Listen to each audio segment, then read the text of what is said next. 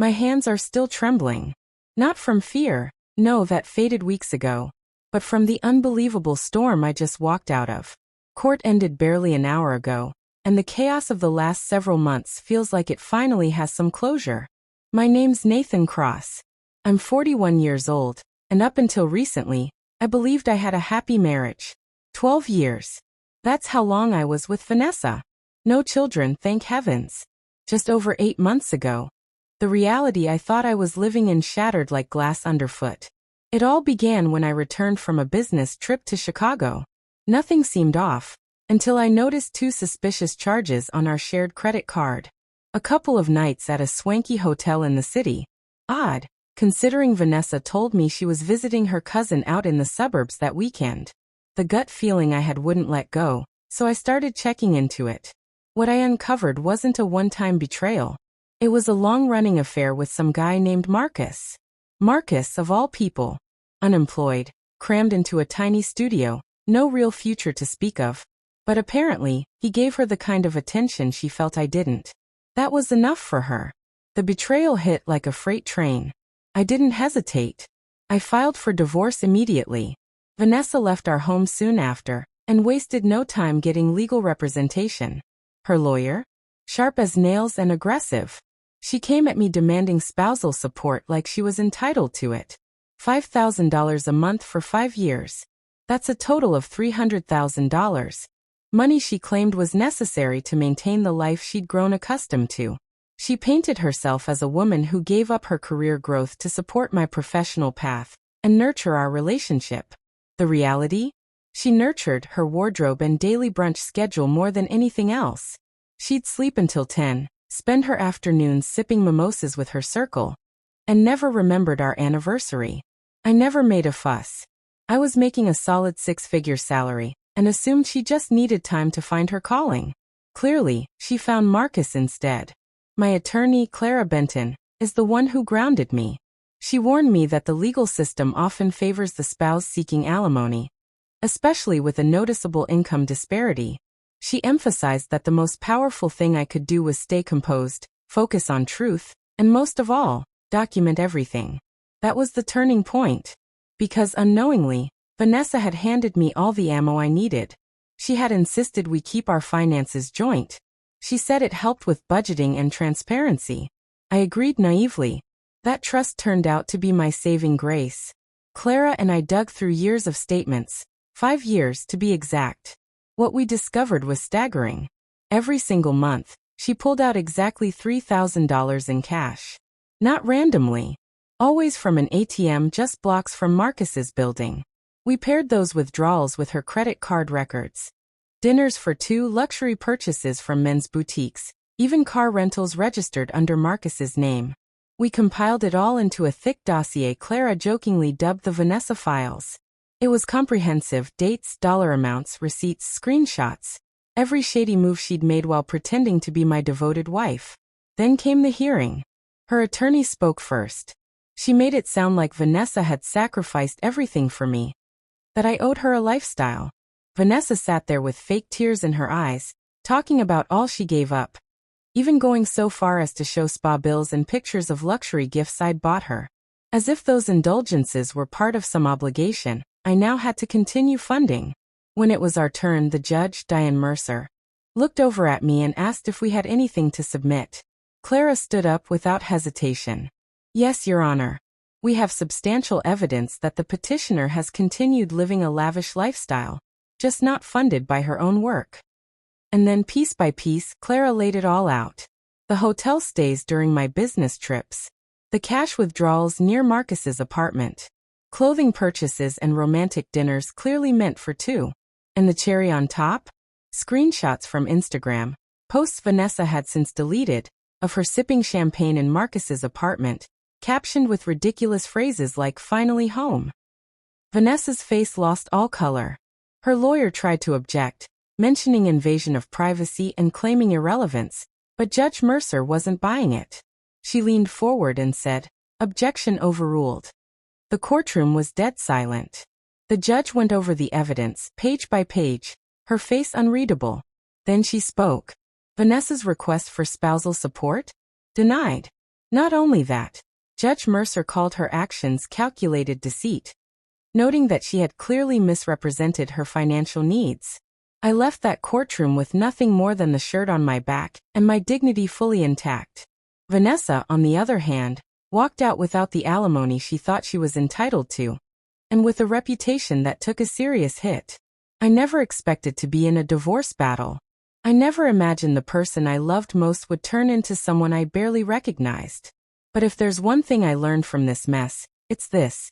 Trust is precious, and once it's broken, what's left behind isn't love, it's war.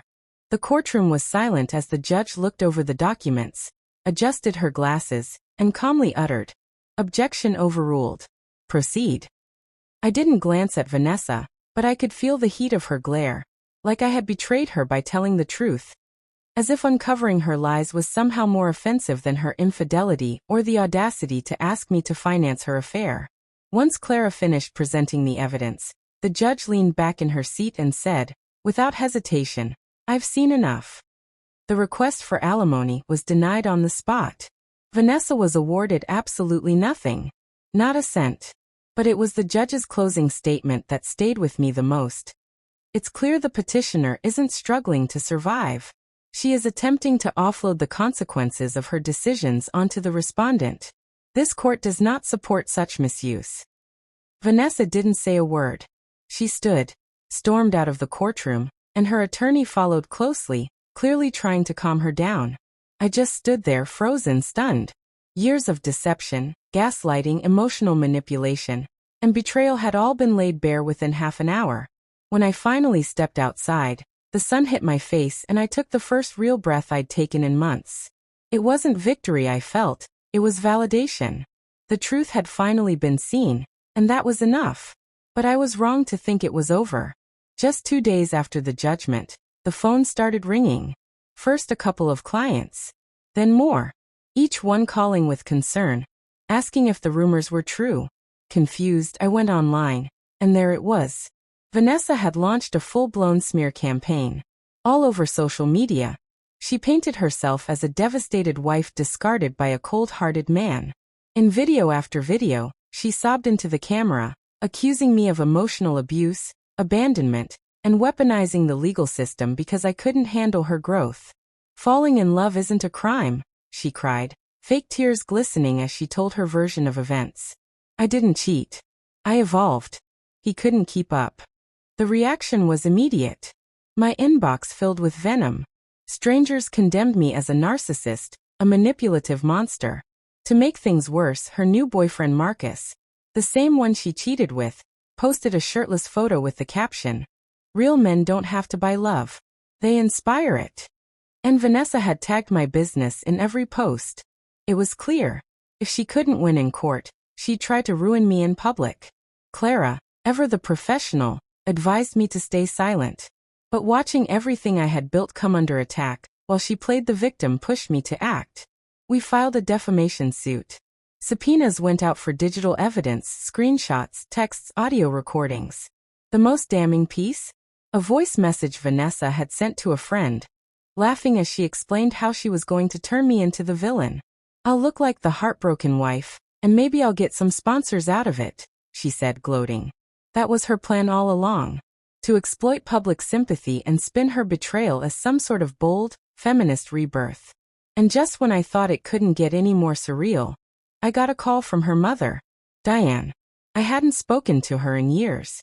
She asked to meet, said it was important. I was hesitant, but curiosity got the better of me. We met in a small cafe. She didn't even order a drink. She sat down, looked straight at me, and said, "I'm sorry. I didn't know she'd do this to you." She went on to tell me that Vanessa had done the same thing years ago, to her ex-fiancé in college. Used him for his apartment, drained his savings, cheated on him, then ghosted him when he found out. Diane told me Vanessa had a pattern. Find someone stable, bleed them dry, and when the lies unravel, play the victim. But then she dropped something that made my blood run cold. Vanessa had forged Diane's signature on a $40,000 personal loan application through a family credit union. Diane only discovered it when collectors started calling. "She's spiraling," she said. "And she's going to drag anyone she can down with her." That same evening, Clara received an anonymous email containing more audio recordings. This time, Vanessa was screaming at Marcus, calling him pathetic, saying she only used him to get back at me. He was supposed to be a rebound, she yelled. Nathan wasn't supposed to find out. I just wanted to feel wanted again. We added it all to the case. 2 months later, we were back in court. Vanessa had a new lawyer. Her old one had dropped her. She looked exhausted. There was no more sparkle in her eyes. The judge reviewed everything, her videos, her posts, the texts, the recordings. When it was all said and done, his verdict was swift and scathing. Vanessa was ordered to pay me $75,000 in damages. She was also required to issue a formal public retraction or face contempt charges. Vanessa didn't cry, didn't apologize. She just got up, muttered something about being misunderstood, and walked out of the courtroom by herself. And as she disappeared through those doors, something in me finally relaxed. Not just because of the ruling, but because I finally let go of everything I'd held onto. I'd spent years loving someone who never really loved me in return. Now, I'm moving on. My business bounced back. The clients who knew my character stayed loyal. I've even started seeing someone new, but with more caution and firm boundaries. As for Vanessa, last I heard, Marcus left her. She's living in a tiny studio apartment, struggling to make rent. Her influencer dream collapsed. Her social media pages vanished. She's working part-time in a boutique to cover her legal debt. And me? I finally feel free. Justice didn't just arrive, it came icy cold.